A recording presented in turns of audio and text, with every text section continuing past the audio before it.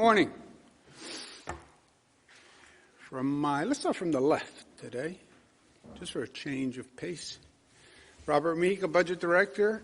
Melissa DeRosa, Secretary to the Governor. To my right, Commissioner Howard Zucker, Beth Garvey, Special Counsel, Kelly Cummings, Director of Operations, Gareth Rhodes from DFS, who's been working with us on this. Today is day 311. Here are the numbers. Statewide positivity without microclusters, 8.21. With microclusters, 8.3. Microclusters, 8.8.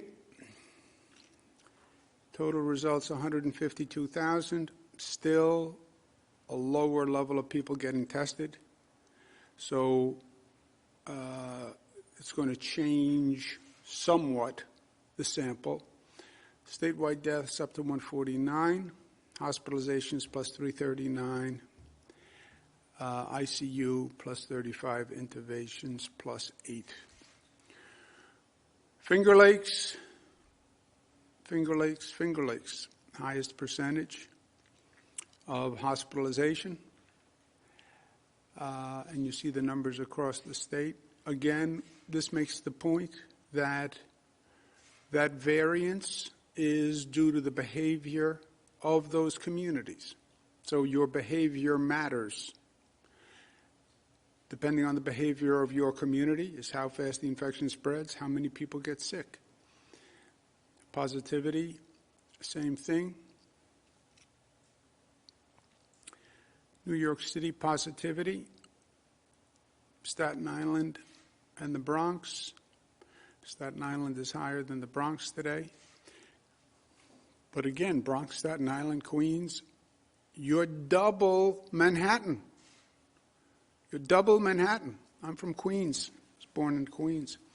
Queens is a residential community, more residential community. Manhattan is much more dense, more multifamily, more public transportation. What is the demographic explanation for a higher infection rate in Queens and the Bronx and Staten Island than Manhattan? It's the behavior. Let's talk about the vaccine. There are two elements to understand the vaccine. One is the amount of supply we have as a nation, as a state, and then one is the distribution. Two very different elements that have to be considered. The supply, the production by the drug companies, the purchasing by the federal government, that's all a national responsibility. How they can spur the drug companies to do more, how they can wind up buying more from the drug companies. The entire supply is controlled by the federal government. We have been getting about 300,000 per week. That's roughly 1.2 million per month vaccines, okay? The state needs 20 million people vaccinated. You have to do that twice. That's 40 million. Obviously, it's a very long timeline at this supply rate. So the supply rate has to increase, and the supply rate is the limiting factor now. I've been talking to the federal government about this. There are possibilities that they're working on. You can acquire more Pfizer and Moderna vaccine. You can approve the AstraZeneca vaccine. You can approve the Johnson & Johnson vaccine, which is a single-dose vaccine, which is a lot easier. There are other drug companies that are also working on vaccines. So we hope, pray, and expect the supply from the federal government will be increasing. But we need it to increase. You then go to the distribution side. On distribution, the federal government is in charge of some of the distribution in the state, and then the state is in charge. Distribution, as we discussed yesterday, think of it in three tranches: nursing homes, hospitals, and what we call special efforts. The nursing home program is run by the federal government. And it is a national federal program where they said, we'll do the nursing homes and we'll contract nationally with pharmaceutical chains to do the nursing homes. That has not moved as quickly as we would like to see it move. The state is now going to step in and expedite that program. We would like to see all nursing home residents vaccinated, first shots within 2 weeks. They're doing the staff along with the residents. That would be a very big deal if we can get the nursing home residents vaccinated. You then go to the hospitals. 194 hospitals, 24 public hospitals, 170 private hospitals. Obviously, the overwhelming effort is done by the private hospitals. We need them to operate, and we need them to operate quickly. We put in place the 7-day use it or lose it. There are 194 hospitals. If a hospital is not competent and can't do this, we'll use another hospital. It's very simple. We have 194 hospitals. We have other hospitals who can do it. So I need the best hospitals with the best management in the best systems as part of this effort. Because it's literally a matter of life and death, right? And 194 hospitals, like anything else, some are better at certain things than others. And here we need the best with the best management because the stakes are just too high. On the special efforts, that's where we're going to talk about state-sponsored efforts, drive-ins, and the social equity efforts, the churches, the community centers, et cetera. Hospitals have been the primary focus because 1A, the people we're now vaccinating, are healthcare workers. How do you get healthcare workers? You get them through the hospitals. That's why the focus has been on the hospitals. Why is the focus on healthcare workers? That's the CDC guidance. Basically, every state in the nation has accepted healthcare workers because they are the front line. They are exposed to people with the virus, and if a healthcare worker gets sick, they are then a super spreader. We have it opened for all healthcare workers are now eligible, and the hospitals are focusing on the healthcare workers. So far, 900,000 vaccines have been distributed for 2.1 million healthcare workers. Obviously, we don't have enough vaccine distributed for all healthcare workers. Let's open it up to other people, forget the healthcare workers. You can't forget the healthcare workers. These are the nurses, these are the doctors, these are the people who are on the front line. They are in the greatest risk, and they are also the greatest threat. We have a Saratoga jewelry store employee who has COVID that we're doing the contact tracing. He was in a retail store. A lot of people walk in and out of a retail store. Super spreader. What happens if a nurse or a doctor is COVID positive and sees 100 patients during a day? Healthcare workers are the first priority for both reasons. And we've only allocated half the vaccine to do the size of that population. That's why I say a lot of this is a supply issue as well as a dissemination issue. If a hospital has done all their healthcare workers and says we're maxed out, we've done everyone, fine. Then contact us and we'll take that supply back and we'll go to the next tranche. We'll go to essential workers. But as a group, we've only distributed half the vaccine necessary to do the healthcare workers. After we finish 1A, healthcare workers, then we go to 1B, which is essential workers and people who are 75 plus. That's roughly 2.5 million. So again, you go back to the supply issue. If you're getting 300,000 vaccines per week, how long will it take you to do 2.5 million people, right? On the hospitals, there's two dimensions. The hospitals now are the focus because the hospitals are focusing on the healthcare workers. Once you get towards 1B, essential workers and 75 plus, then you're dealing with members of the public. And then we're going to shift from the focus on the hospitals to what we call the retail network. What is a retail network? The retail network is a public distribution for essential workers in the general public. And that is already underway. We have 5,000 pharmacies in this state. You can call a pharmacy and you can get it. We have federally qualified health centers, county health departments, urgent care clinics, your private doctor network. We'll be supplying all of these outlets with the vaccine to do the distribution when we get to the general public. So the distribution system is going to outpace our supply system right now, which is the way it should be. We should have more distribution capacity than we actually have supply. Right now, we've enrolled 3,700 providers, sites statewide, and we're continuing to grow that.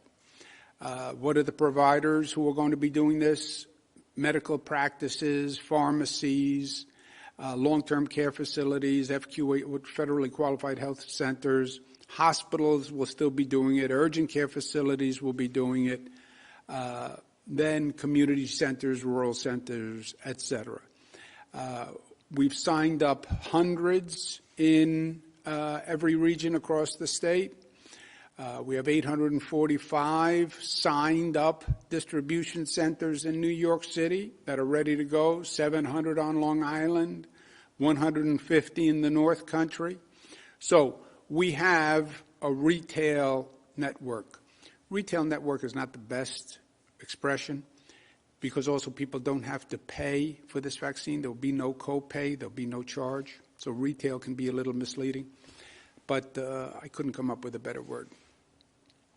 Of the 3,700, 636 already have vaccine. They are distributing vaccine to the healthcare workers along with the hospitals.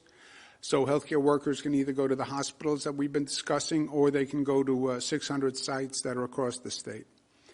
Of those sites that actually now have vaccine for healthcare workers, 244 federally qualified health centers, then the hospitals, urgent care centers, local health departments.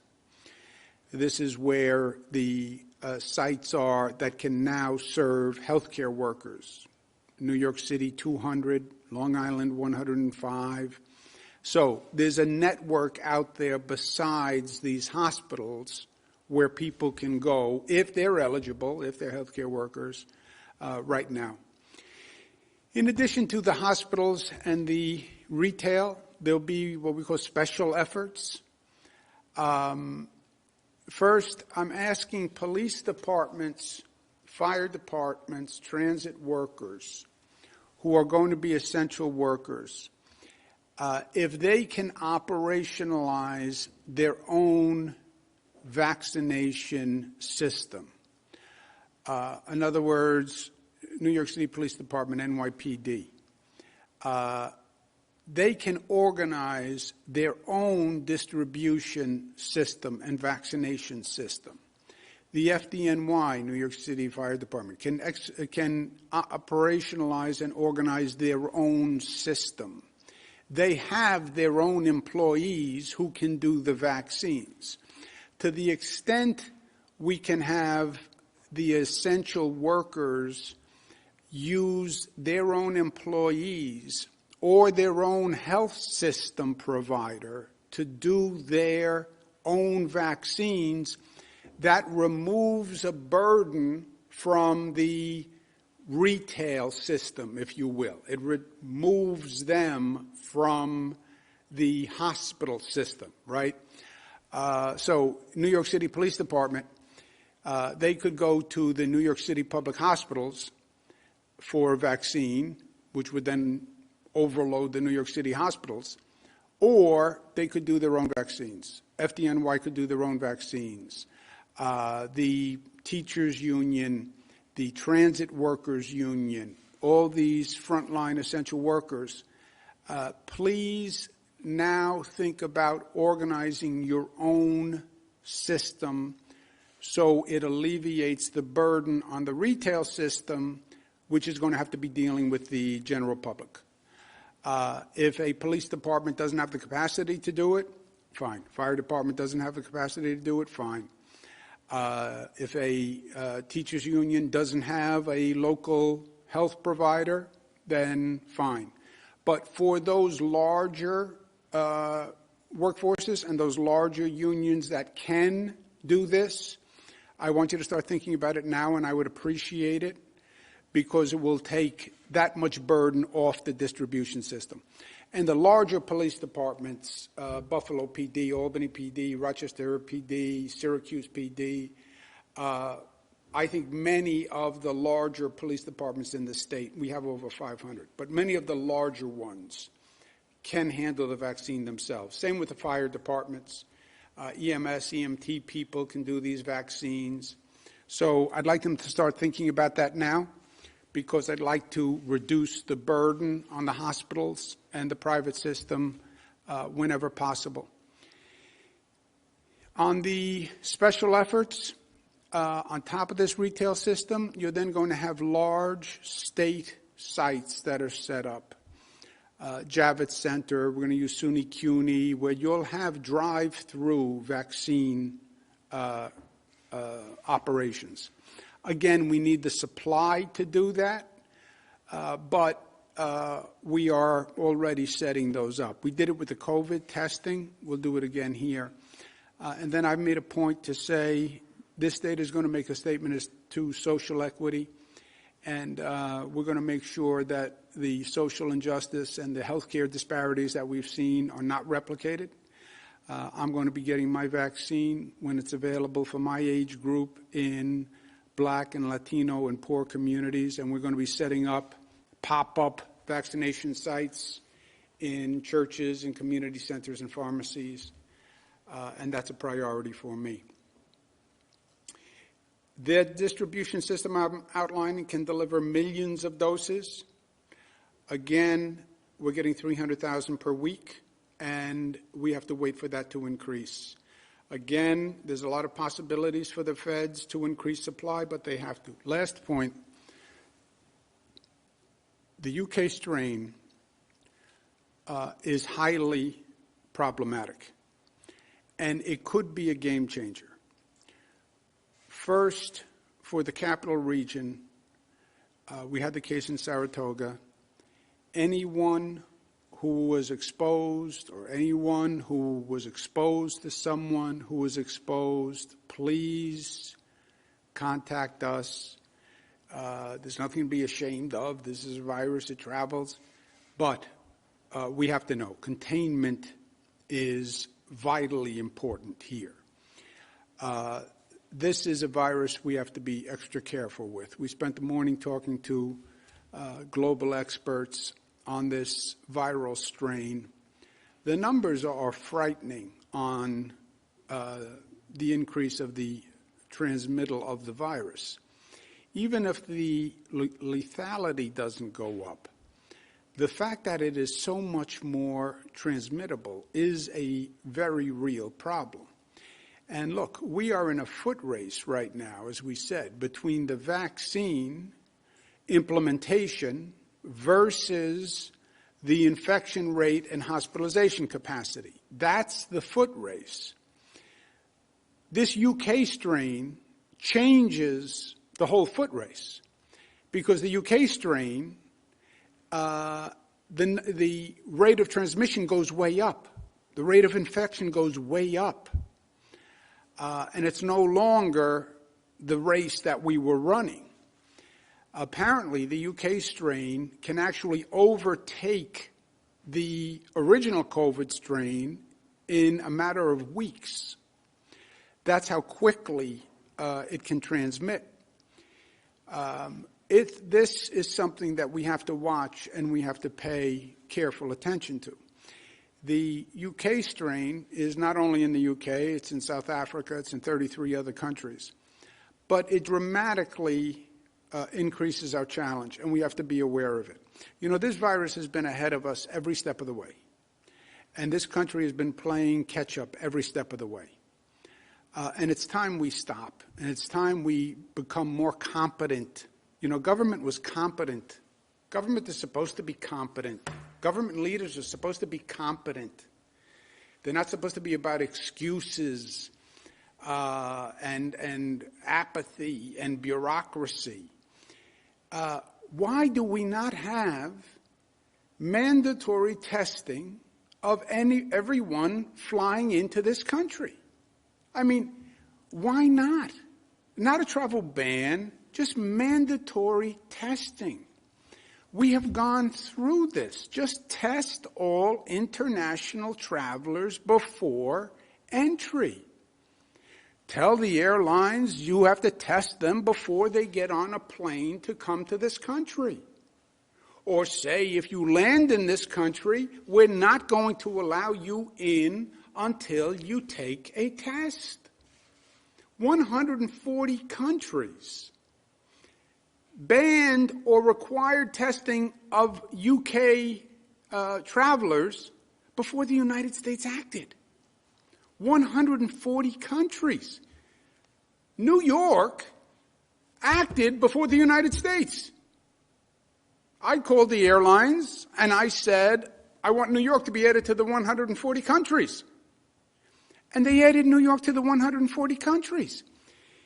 What's really infuriating, this is what happened to us last spring. Learn the lesson. The virus left China. The virus went to Europe. It was in Italy. It was in the UK. People got on a plane, came to New York. And that's why New York had the explosion. That's what I call the COVID ambush. We've learned nothing. So now there's a second strain, and it came from the UK again. And again, the USA did absolutely nothing. Secretary Azar, Dr. Redfield, how you can explain to the American people your lack of action, your negligence, your irresponsibility. 140 countries banned people from the UK, and you did nothing. You know that there are viral strains in other countries now. You know that as a fact. Why wouldn't you mandate testing? How many times do you have to learn the same lesson over and over? What happened to competent leadership in government? The USA must act. If the United States won't act, then New York State will act. But I can't allow people to fly into this state who we know are coming from countries that have other viral strains. New York loves being the gateway. We welcome people from all across the globe. We are on the Eastern Seaboard. That's always been our role. That's how we all wound up here. We celebrate it. But to allow the virus to be landing at our airports and to make New York a petri dish and the federal government does nothing, I can't allow that to happen. I wouldn't be doing my job as governor of the state of New York. Let's take some questions. Thank you, Governor. If you would like to ask a question, please use the raise hand function at the bottom of your window. We'll take a brief moment to compile the Q&A roster.